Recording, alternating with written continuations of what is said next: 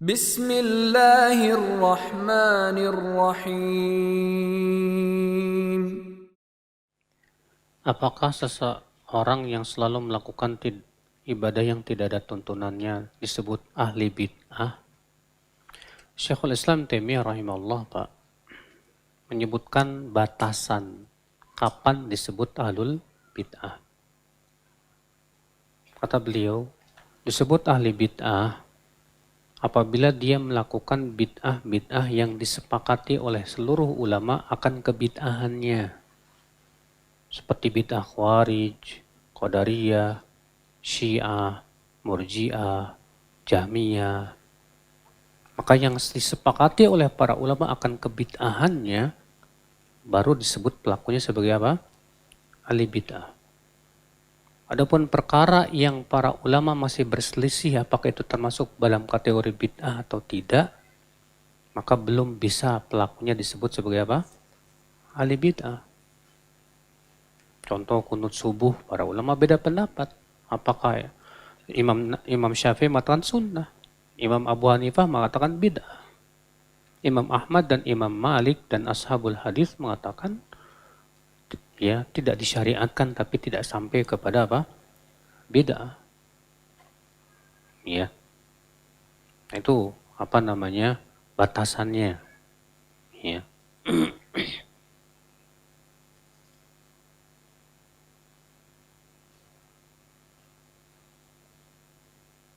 Apakah Imam Syaukani lahir dari keluarga Syiah? Memang Imam Syaukani ya seringkali membawakan dalam kitab beliau Nailul Awtar ya dari madhab Syiah, tapi Syiahnya itu bukan Syiah Imamiyah Itsna Asyariyah, Pak. Bukan Syiah Rafidhah. Tapi dari Zaidiyah. Ya. Allahu alam. Yang jelas yang saya tahu Imam Syaukani secara akidah beliau lurus.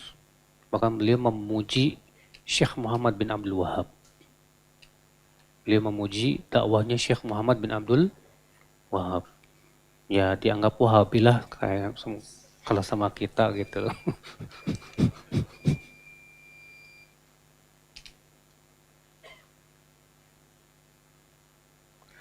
Perceraian merupakan hal yang dibenci Allah. Lalu mengapa atau kapan perceraian itu harus ditempuh? Bagaimana jika bersabar yang dipilih walaupun istri nusyuz? Betul, memang perceraian itu perkara yang tidak disukai oleh Allah. Bahkan Syekhul Islam Taimiyah mengatakan pada asalnya cerai itu haram. Kenapa? Karena itu sesuatu yang disukai oleh iblis. Dalam hadis bahwa Rasulullah SAW bersabda, Inna iblis wadu'a arsyahu alal ma.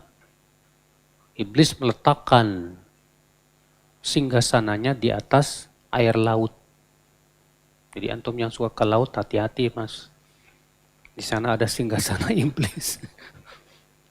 Ya. Summa ba'atha sarayah, kemudian iblis mengirimkan pasukan-pasukannya. Fakana aqrabahum manzilah ila iblis a'zamuhum fitnah.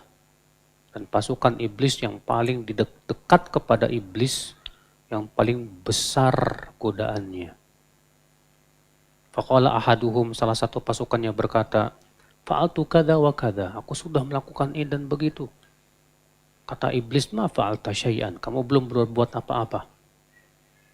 Yang satu lagi berkata, ma taraktu hatta farraqtu bainahu wa baina zaujati. Aku tidak biarkan ia sampai aku berhasil menceraikan ia dengan istrinya. Maka iblis berkata, anta ni'ma, ya kamu sebaik-baik pasukanku. Ya. Didekatkan sama iblis. Berarti setan yang berhasil memecah belah suami istri itu, setan yang paling dekat ke iblis, mas. Sehingga kata Ibnu Taimiyah itu menunjukkan bahwa perceraian itu pada asalnya apa? Haram. Sedangkan sesuatu yang haram boleh kapan? Kalau darurat. Daruratnya maksudnya gimana? Contoh suami sudah tidak bisa memberikan nafkah lahir dan batin.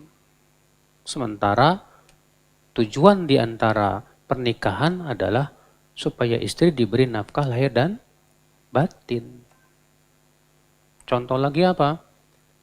Contoh lagi, ya kalau ternyata istrinya nusyuz, berbuat dosa terus, bahkan meninggalkan sholat, dinasehatin sudah nggak mau.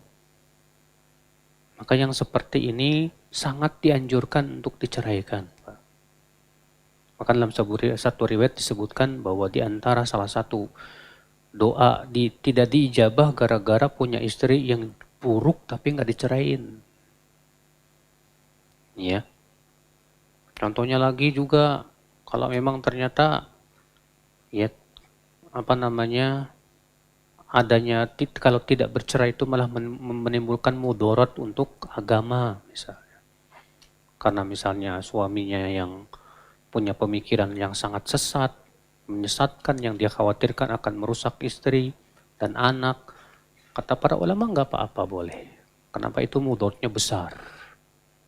Iya. Nah itu.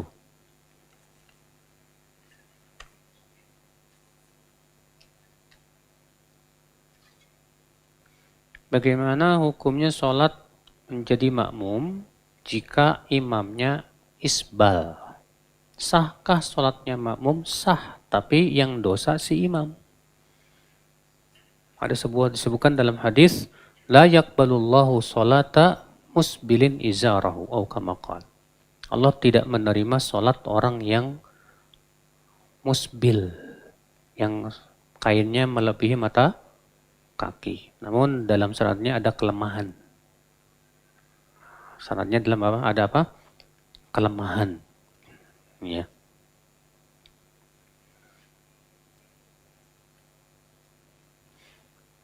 Di LDI, jamaahnya diwajibkan infak rutin tiap bulan sebagai praktek menetapi ayat-ayat perintah berinfak.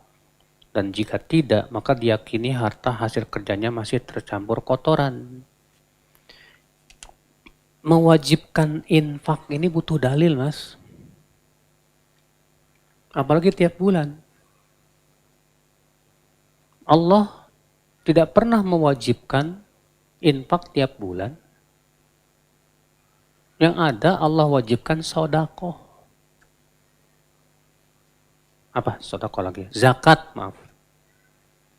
Dan tidak setiap harta itu wajib dizakatkan.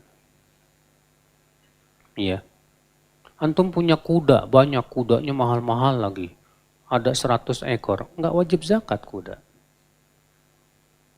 Antum punya rumah di mana-mana, di Cilengsi ada, di Bogor ada, Jakarta ada, tapi tidak untuk bisnis, cuma untuk ya beli aja, nggak ada zakatnya.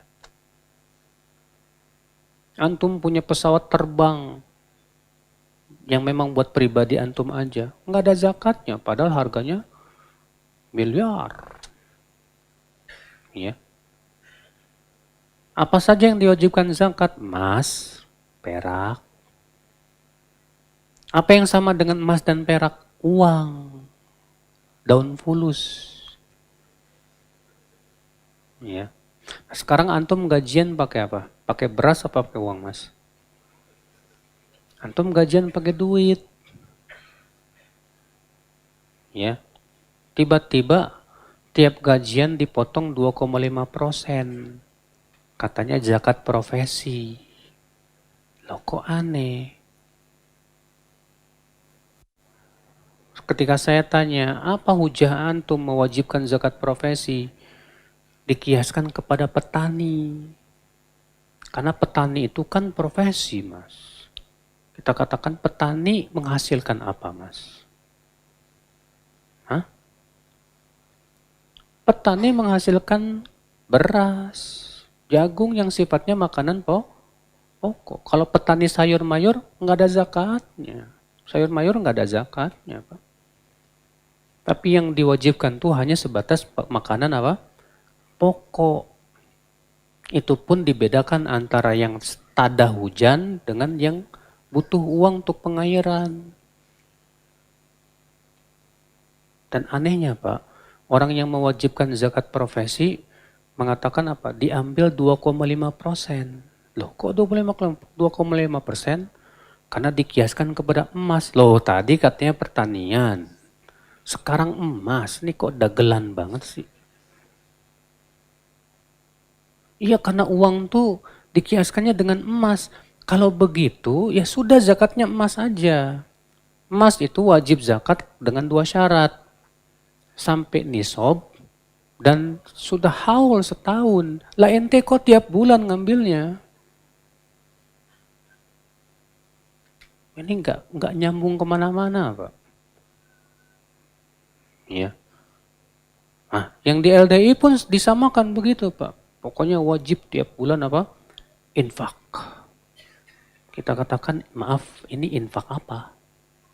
Kok wajib? Tidak boleh mewajibkan sesuatu yang tidak diwajibkan oleh Allah dan Rasulnya. Siapapun yang mewajibkan sesuatu yang tidak pernah Allah wajibkan dan Rasulnya, dia sudah membuat syariat baru dalam agama. Sementara yang berhak membuat syariat dalam agama hanyalah Allah Azza wa Jalla. Rasul aja nggak berani. Rasul sering pernah ditanya tentang suatu permasalahan, Rasul diem, nggak berani jawab karena nggak ada ilmunya dari Allah. Ada seorang laki-laki datang ke waktu itu sedang haji wada ya. Datang ke Rasulullah dalam keadaan kutunya berjatuhan, Pak, saking banyaknya kutu. Sementara itu sedang ihram, sedangkan kalau ihram nggak boleh cukur rambut. Nanya ke Rasulullah, ya Rasulullah, ya kutuku ini sangat menggangguku sekali. Bolehkah aku cukur rambutku? Rasul diem, nggak berani jawab. Tak lama kemudian Rasul pun diberikan wahyu. Lalu Rasulullah bertanya, siapa yang bertanya tadi? Ya, aku ya Rasulullah, silahkan cukur rambutmu, namun bayar dam. Bayangkan Rasulullah aja nggak berani jawab sampai ada wahyu. Lah ini kok berani mewajibkan? Apalagi sampai bikin 20%. Dari mana 20%? Ini mengada-ngada, Pak. Ini termasuk memakan harta orang tanpa hak, berat itu, Pak. Ya, karena darah dan harta seorang muslim pada asalnya apa? Haram. Ya.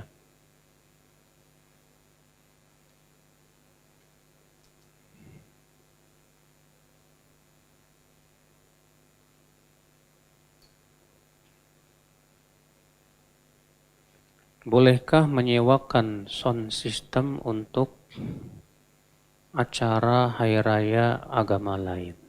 Allah berfirman, wala ta'awanu 'alal itsmi wal 'udwan. Janganlah saling tolong menolong dalam dosa dan permusuhan. Jelas ayatnya ya.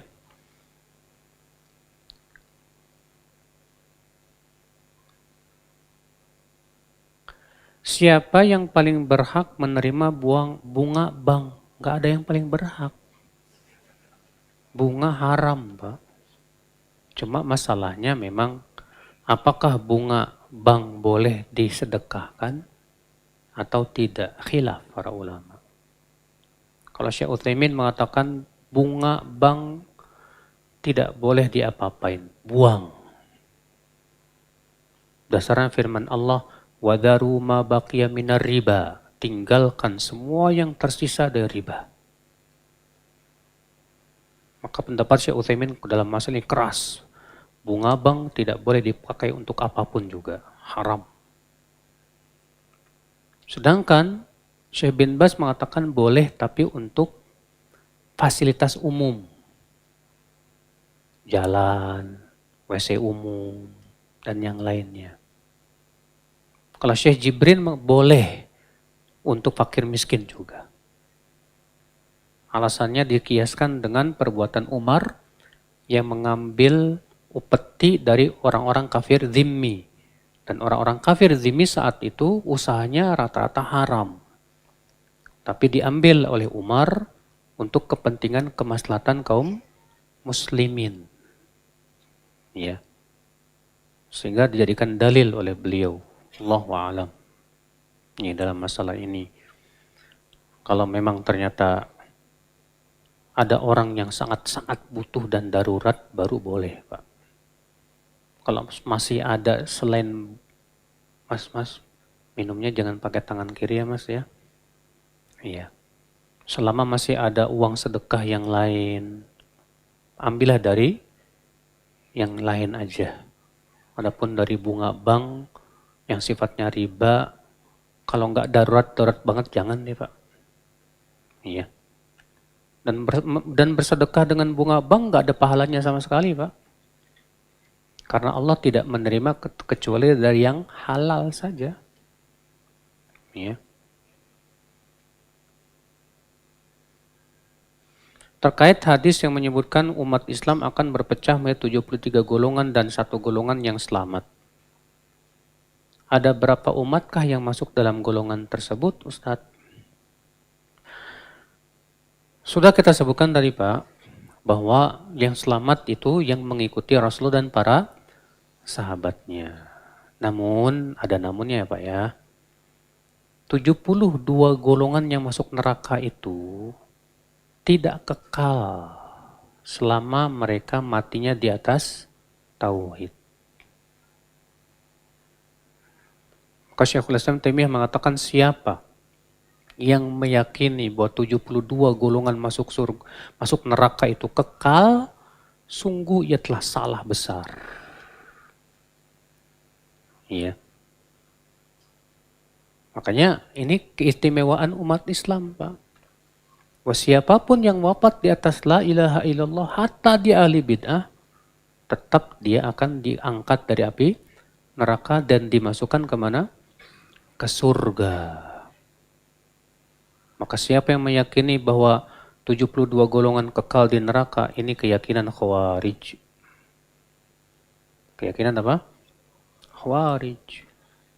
Ya. Bahkan sudah kita sebutkan bahwa syafaat Rasulullah itu hanya untuk orang yang mati di atas la ilaha, yang wafat dalam keadaan tidak berbuat syirik.